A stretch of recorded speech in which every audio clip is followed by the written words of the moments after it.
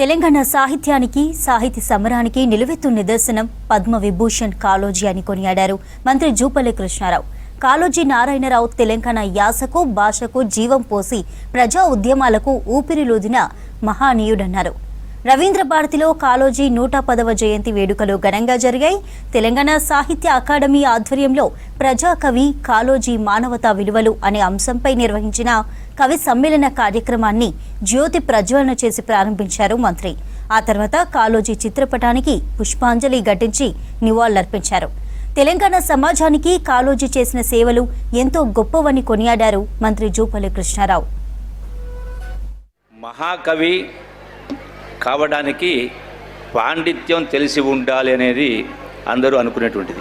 అయితే మరి ప్రజాకవి కావడానికి ప్రజల సమస్యలు తెలిసి ఉన్నటువంటి కష్టాలు తెలిసి ఉంటేనే ప్రజాకవి. మరి అలాంటి సామాన్య ప్రజల ధిక్కార స్వరం కాళోజీ గారు ప్రజాకవి. ఒక గొప్ప తత్వవేత్త కూడా.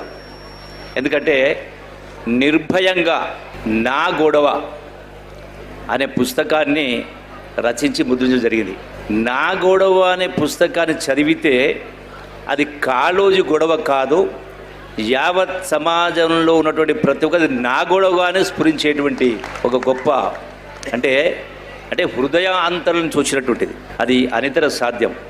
ఎట్లయితే శ్రీశ్రీ గారు ప్రపంచం గొడవంతా తన గొడవగా భావించినట్టుగానే కాళోజీ గారు కూడా నా గొడవ అనే పుస్తకాలు రచించి కదిలించిన వ్యక్తి, సమాజాన్ని సంఘటన చేసిన వ్యక్తి. ఈనాడే కాదు, ఆనాడు స్వాతంత్రం రాకపూర్వం కూడా కాళోజీ గారు ఆనాటి దేశ స్వాతంత్రోద్యమ పోరాటంలో కూడా భూమిక పోషించి ఆనాటి నిజాం నవాబును సర్కార్ను కూడా ధిక్కరించినటువంటి వ్యక్తి కాళోజీ నారాయణరావు గారు.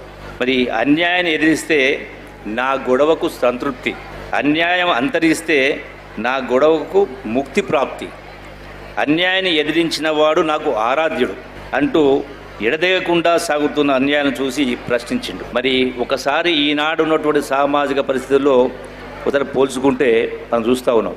ఎవడి గొడవ వాడిన కింద రోడ్డు పైన వెళ్తూ ఉంటే రకరకాల సంఘటనలు దుర్ఘటన జరుగుతూ ఉంటే ప్రాణం పోతూ గిలగిలాడుతూ ఉంటే కూడా నాకెందుకని పోతూ ఉంటారు. అంటే సీది కంపారిజన్ ఆనాటికి నాటికి. అంటే అంత గొప్ప మహానుభావుడు. దోపిడీ చేసే ప్రాంతీయులను పొరిమేల అవతలికి పారద్రోలాలి అన్నాడు. మళ్ళీ ప్రాంతీయుడి